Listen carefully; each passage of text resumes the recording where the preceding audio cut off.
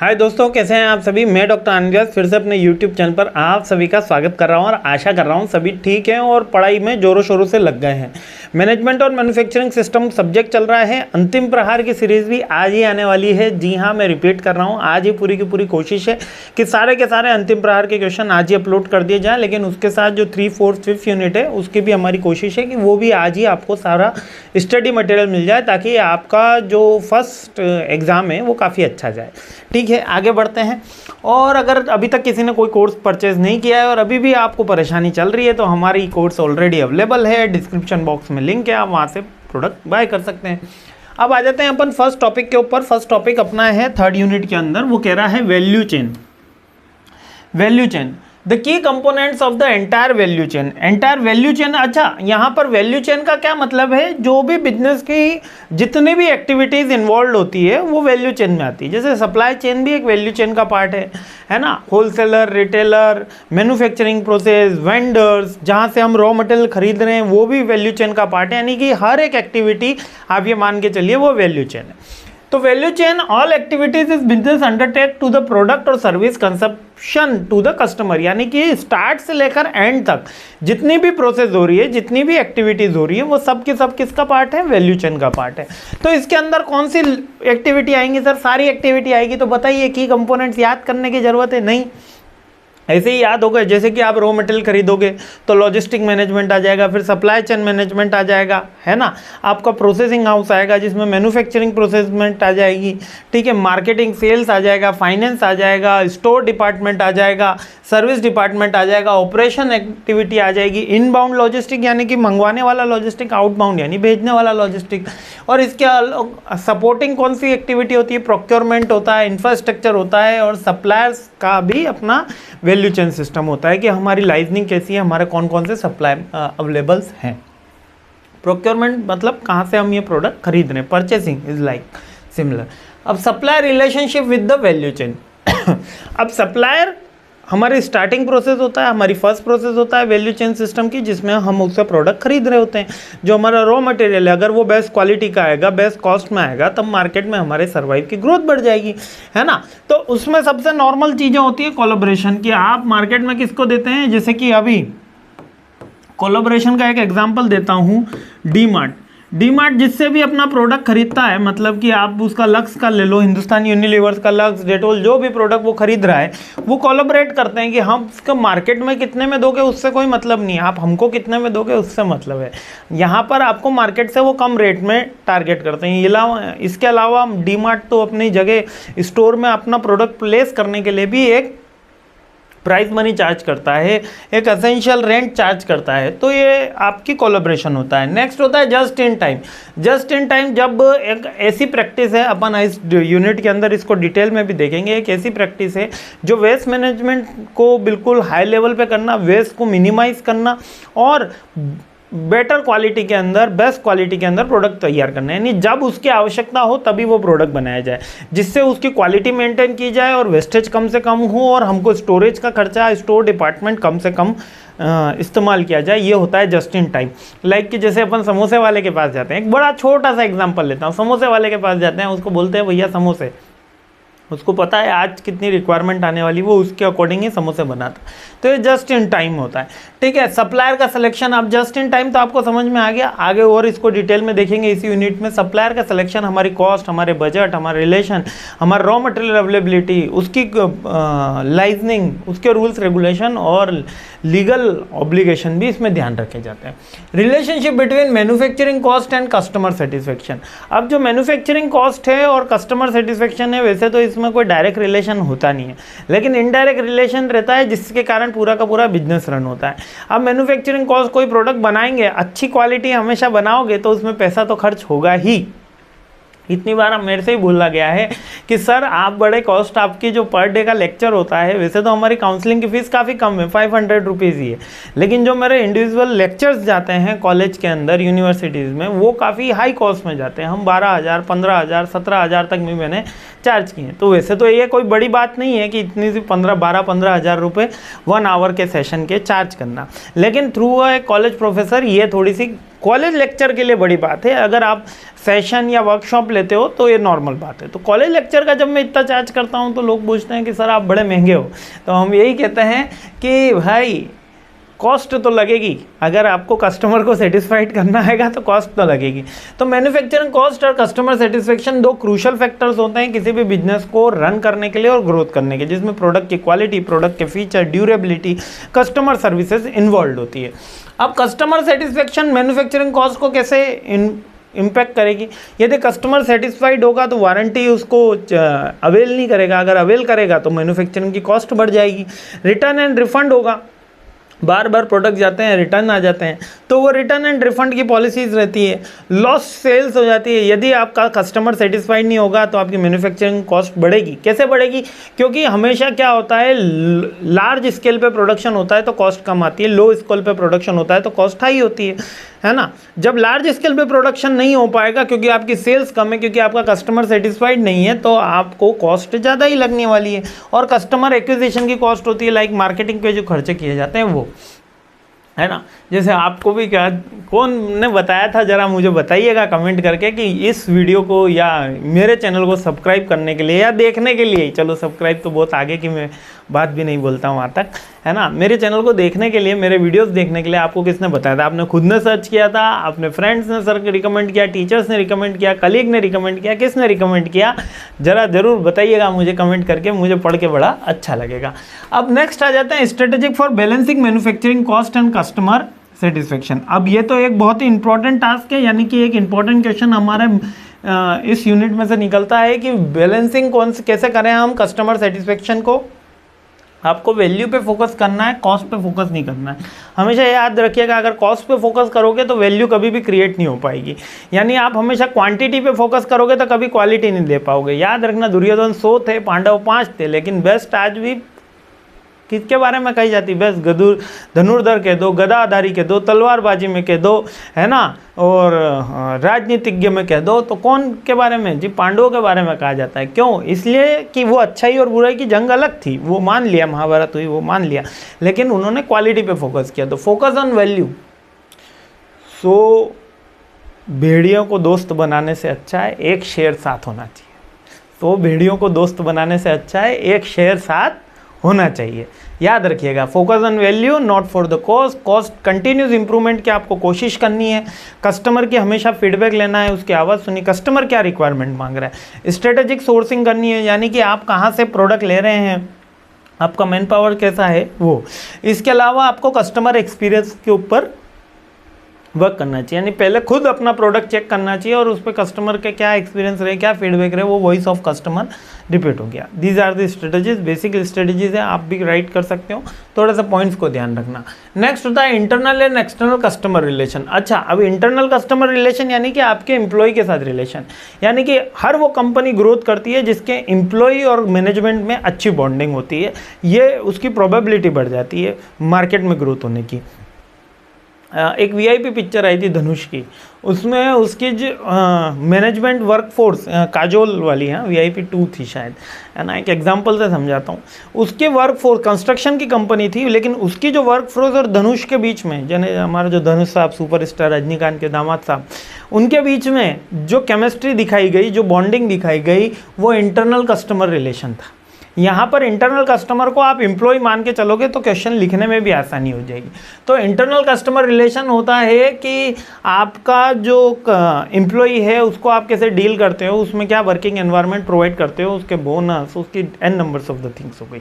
और external customer, जो आपका नॉर्मल कस्टमर होता है, उसको मार्केटिंग एक्टिविटी, उसको कस्टमर सेटिस्फेक्शन, इसके अलावा उसको डिलीवरी एक्सपीरियंस, उसको पैकेजिंग एक्सपीरियंस, उसको आफ्टर सेल सर्विसेज और जो क्वालिटी उसने रिक्वायर्ड करी है वो मिल रही है कि नहीं, वो कस्टमर सेटिस्फेक्शन के पैरामीटर्स में आते हैं। अब इंटरनल कस्टमर में, इंटरनल कस्टमर आर एम्प्लॉयज़ और department within your organisation. Book के अंदर भी एम्प्लॉयज़ को ही बताया गया इंटरनल कस्टमर, क्योंकि सबसे पहला प्रोडक्ट तो उन्हीं को दिया जाता है ना। फिर उससे कम्युनिकेशन क्लियर होना चाहिए, स्टैंडर्ड मैनेज होना चाहिए, कोलैबोरेट होना चाहिए, ठीक है। कोलैबोरेशन का पॉइंट आप छोड़ सकते हो। अब इंटरनल और एक्सटर्नल रिलेशनशिप कस्टमर से स्ट्रॉन्ग होगा तो बहुत सारी चीज़ें हो जाती हैं, ठीक है। बिल्कुल कहानी की तरह अपन ये सब्जेक्ट, ये यूनिट पढ़ रहे हैं क्योंकि बिल्कुल कहानी की तरह मैं चाहता हूँ कि आपको याद हो जाए। कौन कौन सी चीज़ें हो जाती हैं? देखिए, अगर इंटरनल कस्टमर अपना स्ट्रॉन्ग है तो आपकी माउथ पब्लिसिटी अच्छी हो जाएगी, गुडविल अच्छी मार्केट में क्रिएट हो जाएगी। इसके अलावा अगर आपका एक्सटर्नल कस्टमर अच्छा है तो मार्केट में सेल्स बढ़ जाएगी, है ना, आपकी रीच बढ़ जाएगी, क्वालिटी भी इम्प्रूव होगी क्योंकि कस्टमर सेटिस्फाइड हो रहा है, एक बेंचमार्क मिल गया है उसको, है ना, और सस्टेनेबल एडवांटेज, वही सारी चीज़ें। अब लीन टेक्नोलॉजी, अब लीन का मतलब ऐसे तो पतला होता है, लेकिन लीन टेक्नोलॉजी का मतलब होता है कि ऐसी प्रोसेस करी जाए, ऐसी प्रोसेस करी जाए जिससे हमारा वेस्टेज जो हो वो एकदम से लोएस्ट चला जाए, लो पे चला जाए। यानी कैसे कि ऐसी टेक्नोलॉजी, लीन मैन्युफैक्चरिंग का मतलब वो है कि वेस्टेज जो है वो मिनिमम हो जाए, उसको लीन मैन्युफैक्चरिंग कहते हैं, है ना। याद रखना है टर्म्स, ग्रीन मैन्युफैक्चरिंग, है ना, लीन मैन्युफैक्चरिंग। तो क्या है लीन मैन्युफैक्चरिंग में फोकस क्या होता है? वेस्टेज कम से कम किया जाए।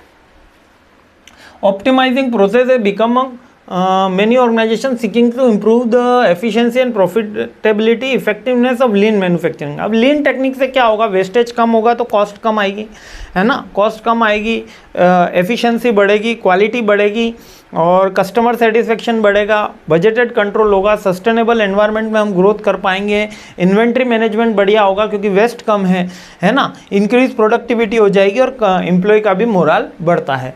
अब लीन मैट्रिक्स फॉर इवेल्युएटिंग, अच्छा कैसे इवेल्युएट करेंगे हमारा लीन मैन्युफैक्चरिंग अच्छा चल रहा है या नहीं चल रहा? सबसे पहले तो एक तो वेस्टेज के पैरामीटर से अपन कर सकते हैं, एक टाइमिंग के पैरामीटर से कर सकते हैं, इन्वेंट्री टर्नओवर के रेशो से अपन कर सकते हैं, ओवरऑल इक्विपमेंट की इफेक्टिवनेस से अपन चेक कर सकते हैं, यील्ड रेट से अपन कर सकते हैं और कस्टमर से सर्वे करवा के कर सकते हैं। लीन मैन्युफैक्चरिंग का सिंपल सा मतलब यही है कि वेस्टेज मिनिमाइज करना, ठीक है। अब इसको इवेल्युएट करने के चैलेंजेस भी हैं, लाइक कि ये लॉन्ग टर्म कमिटमेंट होता है और रियल टाइम के अंदर कितनी बार ऐसा होता है कि रॉ मटेरियल हमारे अकॉर्डिंग नहीं आता जिसके कारण हमारे वेस्टेज ज़्यादा हो जाती है। एम्प्लॉय की ट्रेनिंग ज़रूरी रहती है, एक पर्टिकुलर स्टैंडर्ड जरूरी रहता है और इसको अपलिफ्ट करना भी इसके अंदर ज़रूरी होता है। फ्लेक्सिबिलिटी की थोड़ा अभाव होता है और कंटिन्यूस, नेक्स्ट टॉपिक आ गया है ना, अडॉप्टिंग कंटिन्यूस प्रोसेस इंप्रूवमेंट। इसको वैसे जापानीज के अंदर काइजन भी पढ़ते हैं, काइजन भी बोलते हैं। मतलब ये जापानीज टर्मिनोलॉजी है, ये कहती है कि इंप्रूवमेंट जो होता है वो कॉमा से एंड होता है। किससे एंड होता है? कॉमा से। फुल स्टॉप से कभी भी एंड होगा ही नहीं, हमेशा इंप्रूवमेंट किससे एंड होगा? कॉमा से एंड होगा। यानी कि हमेशा संभावना है कि आगे आप और इम्प्रूव कर सके, तो वो कंटिन्यूस इंप्रूवमेंट का एनवायरनमेंट। ये मैन्युफैक्चरिंग प्रोसेस में बताया गया, ये बताया गया है जिससे लीडरशिप कमिटमेंट रहे, हमेशा प्रोडक्ट इंप्रूवमेंट की बात हो, हमेशा कॉस्ट सेविंग की बात हो, हमेशा क्वालिटी इंप्रूवमेंट की बात हो, हमेशा स्टैंडर्ड प्रोडक्ट बनाने की बात हो, स्टैंडर्डाइजेशन करने की बात हो और स्टैंडर्ड को अपलिफ्ट करने की बात हो, ठीक है। अभी इसका एक एग्जांपल और आपको देता हूँ। एप्पल कंपनी जब भी कोई प्रोडक्ट लाती है तो क्या पहला का प्रोडक्ट पुराने प्रोडक्ट के सेम होता है? नहीं होता सर, बहुत आगे होता है। तो वो क्या कंटिन्यूस इंप्रूवमेंट कर रही है। लाइक चैट जीपीटी हो गया, अपना गूगल बार्ड हो गया, एआई के टूल्स हो गए, जो पुरानी कंपनीज थी वो अब जब नए चैट के एआई के फीचर्स लाती है तो बहुत ज़्यादा उनमें इंप्रूवमेंट देखने को मिलता है। तो वो कंटिन्यूस इंप्रूवमेंट है।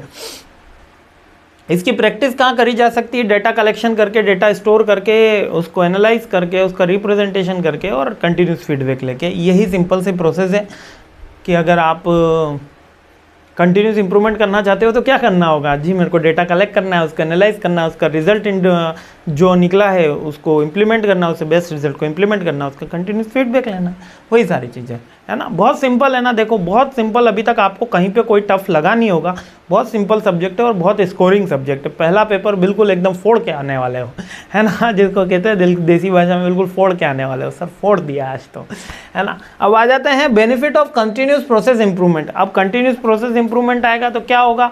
कॉस्ट कम लगेगी, एफिशिएंसी बढ़ेगी, एम्प्लॉय का मोरल बढ़ेगा, सस्टेनेबल ग्रोथ होगी, वही सारी चीज़ें हैं। ऑलरेडी ये सारी चीज़ें अपन देख चुके हैं। अब just in time manufacturing, just in time वापस से एक बार देख लेते हैं और ये एक इंपॉर्टेंट क्वेश्चन भी है। मैं फिर से रिपीट कर देता हूँ, ये एक इंपॉर्टेंट क्वेश्चन भी है। एग्जाम में बार बार JIT के नाम से आता है। JIT का मतलब है जब जिस चीज़ की रिक्वायरमेंट हो तभी बनाया जाए। Is a production strategy is a focus on minimising inventory by receiving materials only they are needed to production, needed for production, यानी कि जब भी प्रोडक्शन की आवश्यकता हो तभी रॉ मटेरियल मंगवाए। देखिए इस मैन्युफैक्चरिंग की प्रोसेस का बहुत सारे लोग विरोध भी करते हैं। क्यों? जब आग लगे तब कुआं तो खुदा जा नहीं सकता, इसलिए कहा जाता है जस्ट इन टाइम हमेशा सक्सेसफुल नहीं होती। लेकिन जो रेगुलर बिजनेस है जहाँ पर इन्वेंट्री की कॉस्ट हाई होती है, वहाँ पे जस्ट इन टाइम एक यूज़फुल स्ट्रेटजी है। जहाँ पर इन्वेंट्री रिटेंशन की कॉस्ट, यानी कि इन्वेंट्री को स्टोर करना। आप मान लेते हैं कोई प्रोडक्ट है और उस प्रोडक्ट में अगर एक टाइमिंग रहता है, लाइक कि अगर अपन जैसे 5 स्टार में आप जाइए, जाते ही होंगे आप सब, तो अमीर आदमी है ना, जाइए वहाँ जाके पनीर की सब्ज़ी मांगिए। अब सोचिएगा एक ऐसे लोकेटेड जगह पे उसने स्टोर बना रखा है, आप हॉल के हॉल बराबर उनके फ्रिज है, क्या वो उसी समय पनीर खरीद के लाया है ना? नहीं लाया। आप बनाना शेक मांग लीजिए, तो क्या उसी समय वो दूध खरीद के लाया है? नहीं लाया। उसके पास स्टोर रखा हुआ था, और वो कितने टाइम पुराना होगा कोई भी नहीं जानता। तो यूजुअली ये हमारे यहाँ पे फूड सेफ्टी के पैरामीटर, हाँ ख़राब नहीं हुआ है लेकिन कितना फ्रेश नहीं है, ये इस बात की तो गारंटी आपसे कोई भी कह नहीं सकता कि सर ये फ्रेश है ना। बहुत से ऐसे रेस्टोरेंट्स हैं जो मतलब फ्रेश करते हैं, लेकिन यूजुअली 5 स्टार में आप जितनी बड़ी होटल्स में जाओगे उतना ज़्यादा आपको फ्रेश चीज़ें कम देखने को मिलेगी। ये एक तरीके से ट्रेंड है वेज फूड के अंदर। नॉन वेज के अंदर तो वो तो फिश टैंक में अपने फिश ही घुमाते रहते हैं। तो जस्ट इन टाइम मैन्युफैक्चरिंग यही कह रही है कि जब आपको रॉ मटेरियल की आवश्यकता है तभी उसको परचेस करिए। इससे क्या होगा बताइए? इससे यही होगा, इसलिए मैं बोल रहा हूँ क्योंकि मैंने आपको 2-4 बार बता चुका हूँ। इससे यही होगा कि आपकी कॉस्ट कम होगी, इन्वेंट्री रिटेंशन की कॉस्ट कम होगी, क्वालिटी प्रोडक्ट आप अवेलेबल करा पाएंगे, वेस्टेज को मिनिमाइजेशन होगा, सप्लायर जो है उसके साथ एक बॉन्डिंग होगी, और इसमें कंटिन्यूस इंप्रूवमेंट बना रहता है। क्यों? क्योंकि इसमें हमेशा ये रहता है कि अभी चाहिए। ठीक है, तो ये कंटिन्यूस वाली बात है। इसके बेनिफिट तो बहुत सारे हैं, कॉस्ट कम होगी, क्वालिटी इंप्रूव बढ़ेगी, लेकिन इसके चैलेंजेस भी हैं। चैलेंजेस ये हैं कि हमेशा आपको आपके सप्लायर के ऊपर डिपेंड रहना होगा। आपको हाई डिपेंडेंसी तो है ही, लिमिटेड बफर टाइम रहता है, आप रख नहीं सकते हो प्रोडक्ट, क्योंकि आपको तुरंत वो मार्केट के अंदर सप्लाई करना है, तो कहीं ना कहीं क्वालिटी भी कॉम्प्रोमाइज़ होती है, डिसरप्शन रहता है, कभी ब्रेक डाउन हो गया, कभी कुछ ऐसा अनफॉर्चुनेट थिंग हो गई, अनवांटेड थिंग्स हो गई, तो उसमें क्या करोगे, है ना? कोई ब्रेक डाउन हो गया तो आप अपना फुलफिल नहीं कर सकते हो। अब नेक्स्ट आ जाता है आपका ERP देखिए, अभी तक तो वैसे तो 17 मिनट हो गए हैं और आप अच्छे से मेरा वीडियो सुन रहे हैं, है ना? मैं बड़े ही आराम से आपको ये भी बता रहा हूँ। अब थोड़े से 1-2 टॉपिक ही और बचे, इसलिए थोड़ा सा धैर्य बना के रखिए। मैं चाहता हूँ कि आप ये यूनिट कंप्लीट कर लें और आपका एग्ज़ाम बहुत अच्छा जाए। अब एंटरप्राइज रिसोर्स प्लानिंग, अब बहुत सी जगह इसको एंटरप्रेन्योर रिसोर्स प्लानिंग भी बोला है।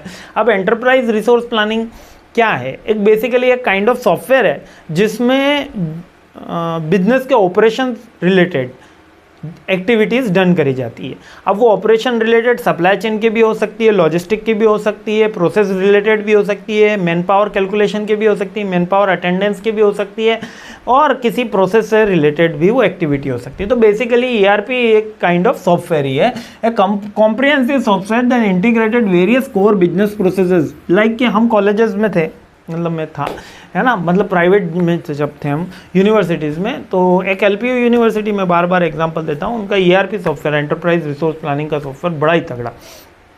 आपको छुट्टी चाहिए, मैं कहीं पे किसी को बोलने की ज़रूरत नहीं, उस सॉफ्टवेयर में एंट्री कर दो। आपको कुछ प्रॉब्लम आ रही है, कोई क्वेरी है, कोई बुक की रिक्वायरमेंट है, उस पर एंट्री कर दो। आपको आपका डेस्कटॉप ख़राब हो गया है तब तो बोलना ही पड़ेगा, लेकिन अगर कोई अदर इक्विपमेंट ख़राब है आप उस पर एंट्री कर दो। तो इवन हर चीज़ वहाँ पर सिस्टमेटिक थी। आपकी सैलरी स्लिप आपके ERP पोर्टल पे आ रही है, उसमें कोई ग्रेवियंस है तो आप HR से डायरेक्टली को रिलेट कर सकते हो, अदर कोई क्वेरी है तो को रिलेट कर सकते हो। सब कुछ ERP के एक सिंगल प्लेटफॉर्म पे था, जिससे वर्क काफ़ी स्मूथ है। आज कौन सा लेक्चर दिया गया, आज आपके लेक्चर के अंदर क्या चीज़ें डिलीवर करी गई, उसका PDF क्या है उसके ऊपर, और आपने फुल डे में कौन सी एक्टिविटीज़ करी उसके अंदर। तो ERP एक सॉफ्टवेयर है जो comprehensive process, comprehensive operation, comprehensive software है जो प्रोसेस की सारी एक्टिविटीज़ प्रोवाइड कराता है। बहुत सिंपल है ना, देखो इतना सिंपल है कि आप इसको इतना अच्छे से लिख पाओगे जितना अच्छे से मैं बता भी नहीं पा रहा हूँ, ये मैं अपने MBA के स्टूडेंट्स पे भरोसा रखता हूँ। क्यों भरोसा रखता हूँ? क्योंकि आप सभी मेहनत कर रहे हो और मेरे से कहीं ज़्यादा मेहनत कर रहे हो। मैं कह रहा हूँ मेरे से कहीं ज़्यादा आपकी मेहनत चल रही। मेरी तो 10% 90% आपकी मेहनत चल रही। अब बेनिफिट क्या होगा? स्मूथ रहेगा, यानी better coordination, better control, better planning, better forecast, better data visibility. इसके अंदर सारी चीज़ें ऑन पेपर होती है, तो better data visibility, better inventory management, better supply chain management, better finance management, यही सारे। अब नेक्स्ट टॉपिक आ जाता है सस्टेनेबल एंड ग्रीन मैन्युफैक्चरिंग। अब सस्टेनेबल एंड ग्रीन मैन्युफैक्चरिंग क्या है? सस्टेनेबल एंड ग्रीन मैन्युफैक्चरिंग यही कह रहा है, एक second, sustainable and green manufacturing क्या कह रहा है? वो यही कह रहा है कि आपकी जो मैन्युफैक्चरिंग हो वो एनवायरनमेंट को नुकसान न पहुंचाए और आपकी मैन्युफैक्चरिंग प्रोसेस ऐसी सस्टेन करे जिससे आसपास के इकोनॉमिक बैलेंस बना रहे, आसपास का एनवायरमेंटल बैलेंस बना रहे और इसमें रिड्यूस हो वेस्टेज, रिसाइकल हो सारे प्रोडक्ट। ऐसी मैन्युफैक्चरिंग को ग्रीन मैन्युफैक्चरिंग और सस्टेनेबल मैन्युफैक्चरिंग कहते हैं। Sustainable and green manufacturing are philosophies है, बेसिकली फिलोसॉफीज हैं that focus on the minimising the environmental impact of manufacturing process. यानी आपसे द्वारा जो मैन्युफैक्चरिंग करी जा रही है उससे एनवायरनमेंट को सबसे कम नुकसान हो, इम्पैक्ट कम से कम आए और आपका एनवायरनमेंट भी ग्रोथ करे, आपकी कंपनी भी ग्रोथ करे, जिससे आपका बिजनेस कैसा हो? सस्टेन हो, यानी हमेशा बना रहे। आगे बढ़ते हैं। की प्रिंसिपल क्या है? रिसोर्स में एफिशिएंसी होना चाहिए, एनवायरनमेंट पे मिनिमम इफेक्ट आना चाहिए, रिड्यूस होना चाहिए वेस्टेज, रिसाइकल होना चाहिए वेस्टेज और रिसाइकलिंग होना चाहिए। लाइफ साइकिल के बारे में सोचना चाहिए आपको, थिंकिंग यानी लाइफ साइकिल के बारे में, एनवायरमेंटल के इम्पैक्ट की। मैंने एक प्लांट लगाया, उसके लिए एक पेड़ पूरा काट दिया, तो उस पेड़ को बनने में कितने साल लगे थे? क्या मेरे पास ऐसा कोई अल्टरनेटिव है कि उस पेड़ को बचाया जा सके? सस्टेनेबल मटेरियल होना चाहिए, रिन्यूएबल एनर्जी का आपको यूज़ करना चाहिए। ठीक है, अब बेनिफिट क्या है? एनवायरनमेंट का इम्पैक्ट कम से कम होगा, ग्रीन हाउस इफेक्ट कम होगा, ग्रोथ होगी, मार्केट में रेपुटेशन बढ़ेगी। लीगल मार्केट में रेपुटेशन का मतलब गुडविल बढ़ती है, लीगल कंप्लायंस इसके लिए ज़रूरी है, ब्रांड इमेज बढ़ती है, इथिक्स को फॉलो किया जाता है और कॉस्ट सेविंग है। ठीक है, और अगर इसके चैलेंजेस करी जाए तो थोड़ी सी कॉम्प्लिकेटेड प्रोसेस है और स्पेशल ट्रेनिंग की रिक्वायरमेंट होती है और ईच टाइम पॉसिबल नहीं है, ईच प्रोडक्ट के साथ पॉसिबल नहीं है। लाइक कोई प्लास्टिक ही बना रहा है तो वो सस्टेनेबल मैन्युफैक्चरिंग कैसे करेगा, है ना? अगर कोई रंगाई का जिसका काम है, रंगाई का काम है, तो उसके अंदर क्या होता है, जैसे शर्ट डिप करी, उसमें कलर हुआ तो वो कलर का तो जो पानी होता है वो वेस्ट हो जाता है ना, वो सस्टेनेबल के अंदर आ जाता है। आई होप ये सारी चीज़ें समझ में आ गई आपको और यहीं पे अपनी ये यूनिट भी कंप्लीट हो गई है। तो 22-23 मिनट में मैंने पूरे यूनिट का आपको रिवीजन करा दिया है। मस्त रहिए, खुश रहिए, मुस्कुराते रहिए and thank you for watching my this video. I really appreciate your time. जय हिंद।